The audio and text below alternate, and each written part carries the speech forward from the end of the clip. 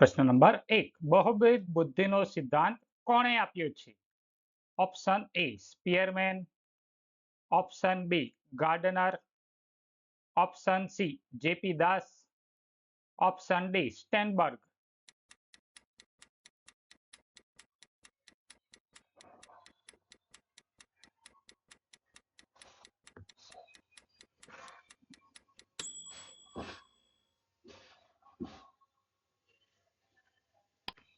સાચો જવાબ છે ઓપ્શન બી ગાર્ડનર. પ્રશ્ન નંબર 3. સ્ટેનબર્ગે બુદ્ધિ અંગે કયો સિદ્ધાંત આપ્યો છે? ઓપ્શન એ દ્વિઘટકનો સિદ્ધાંત, ઓપ્શન બી ત્રિપરિમાણાત્મક સિદ્ધાંત, ઓપ્શન સી પાસનો સિદ્ધાંત, ઓપ્શન ડી ત્રિપુટીનો સિદ્ધાંત.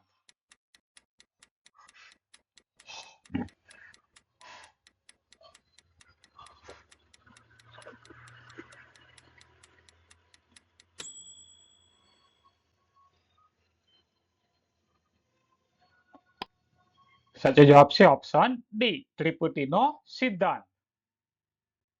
પ્રશ્ન નંબર 3. બુદ્ધિ અંગે દ્વિઘટકનો સિદ્ધાંત કોણે આપ્યો છે? Option A Sternberg, option B Gardner, option C Spearman, option D JP દાસ.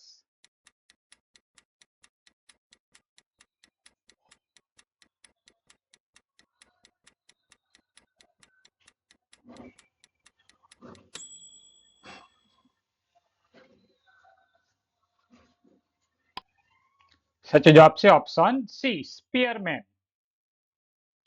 પ્રશ્ન નંબર 4.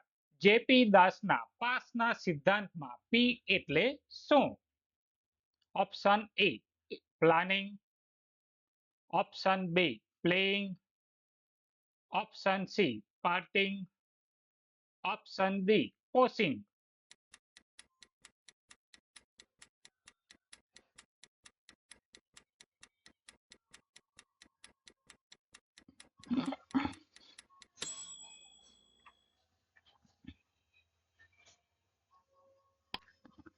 સાચો જવાબ છે ઓપ્શન એ પ્લાનિંગ. પ્રશ્ન નંબર 5. સ્પીયરમેનના મતે બૌદ્ધિક ક્ષમતા કેટલા ઘટકોની બનેલી છે? Option A 4, option B 2, option C 5, option D 3.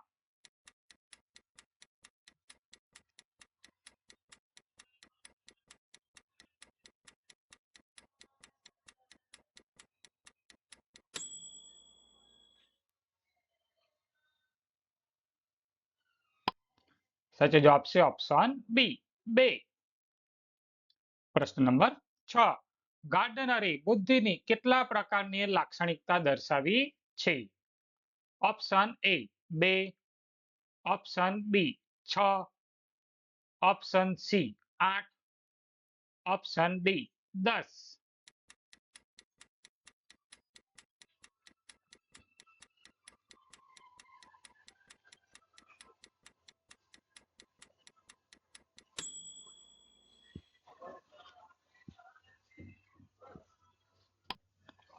સાચો જવાબ છે ઓપ્શન સી 8.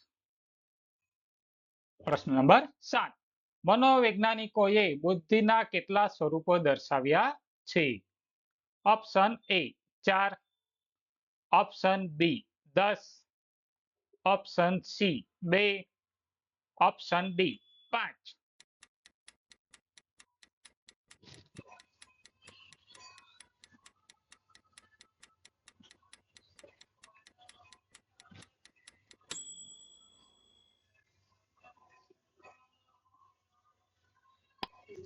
સાચો જવાબ છે ઓપ્શન ડી 5. પ્રશ્ન નંબર 8. કઈ બુદ્ધિને વ્યવહારિક બુદ્ધિ તરીકે પણ ઓળખવામાં આવે છે?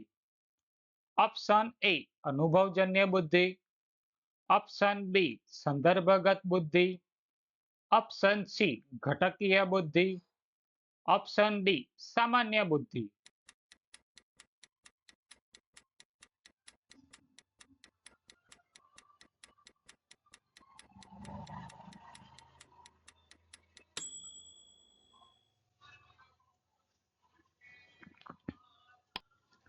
સાચો જવાબ છે ઓપ્શન બી સંદર્ભગત બુદ્ધિ. પ્રશ્ન નંબર 9. ધર્મગુરુઓ, શિક્ષકો વગેરેમાં કયા પ્રકારની બુદ્ધિ જોવા મળે છે?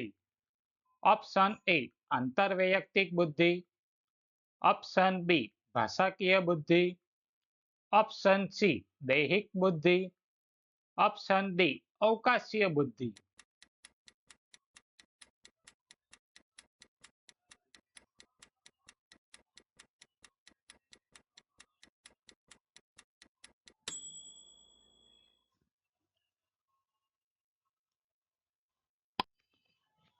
સાચો જવાબ છે ઓપ્શન એ આંતરવૈયક્તિક બુદ્ધિ.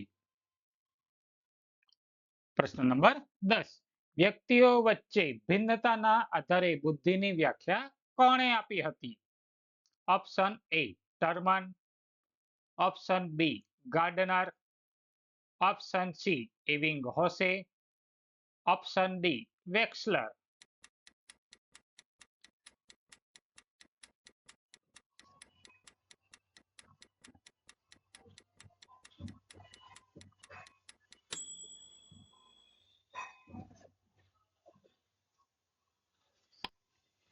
સાચો જવાબ છે ઓપ્શન એ એબિંગહોસે.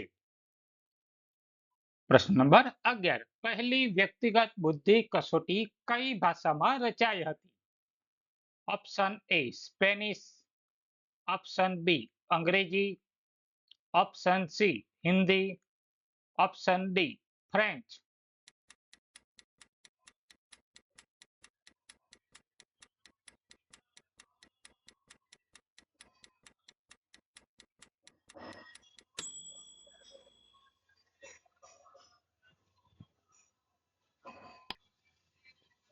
સાચો જવાબ છે ઓપ્શન ડી ફ્રેન્ચ. પ્રશ્ન નંબર 12.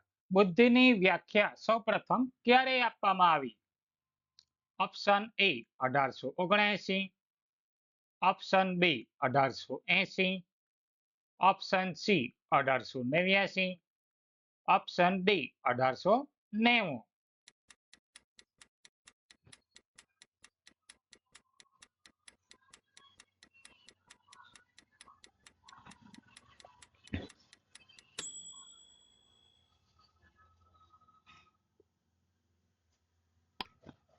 સાચો જવાબ છે ઓપ્શન એ 1879. પ્રશ્ન નંબર 13. બુદ્ધિ માપન માટેનું સૂત્ર પ્રથમ વાર ક્યારે રજૂ થયું હતું? Option A 1920, option B 1912, option C 1916, option D 1910.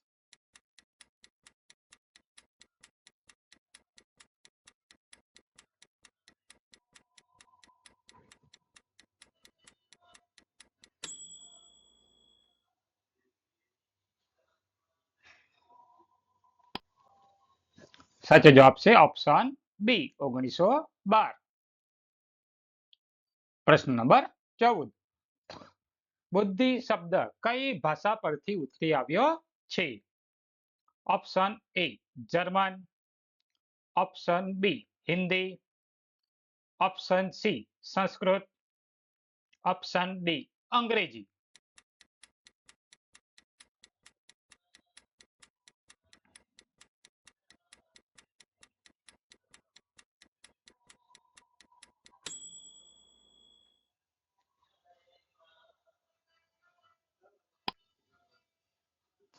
સાચો જવાબ છે ઓપ્શન સી સંસ્કૃત. પ્રશ્ન નંબર 15. વિશ્વમાં પ્રતિભાશાળી બુદ્ધિ ધરાવતા લોકો કેટલા ટકા છે? Option A 16.10%, option B 2.20%, option C 6.70%, option D 1.5%.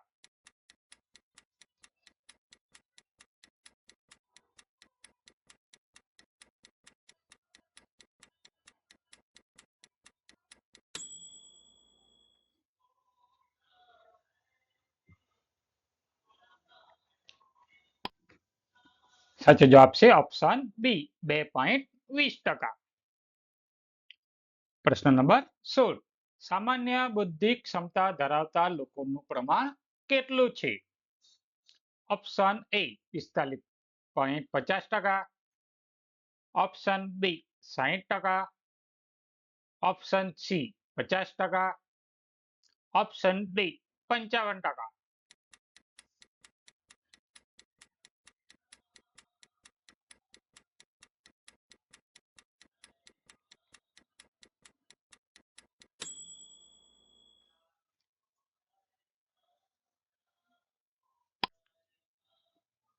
સાચો જવાબ છે ઓપ્શન સી 50%.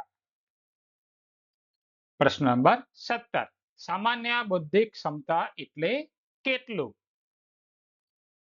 ઓપ્શન એ 18 થી 115, ઓપ્શન બી 95 થી 110, ઓપ્શન સી 90 થી 100, ઓપ્શન ડી 90 થી 110.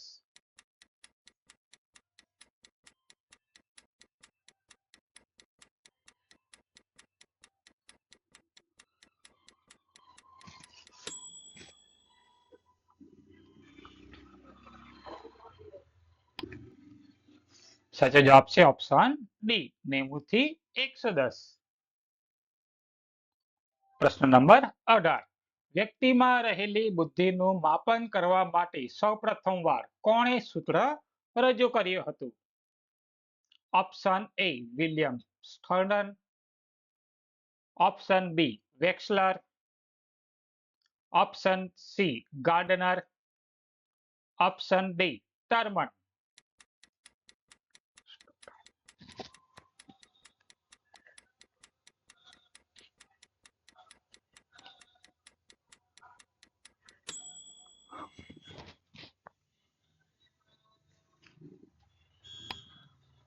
સાચો જવાબ છે option A William Stern.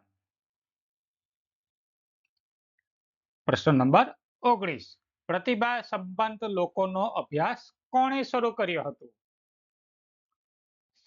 Option છે option A Raven, option B Terman, option C Sternberg, option D Gardner.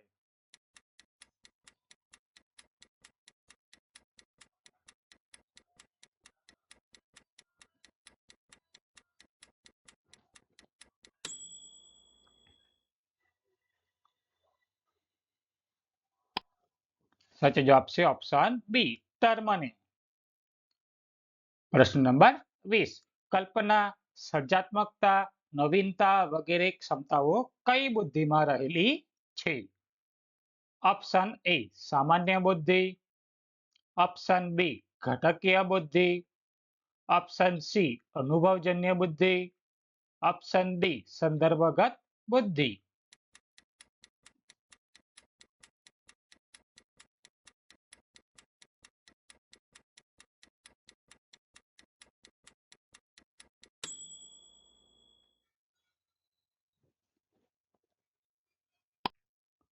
સાચો જવાબ છે ઓપ્શન સી અનુભવજન્ય બુદ્ધિ.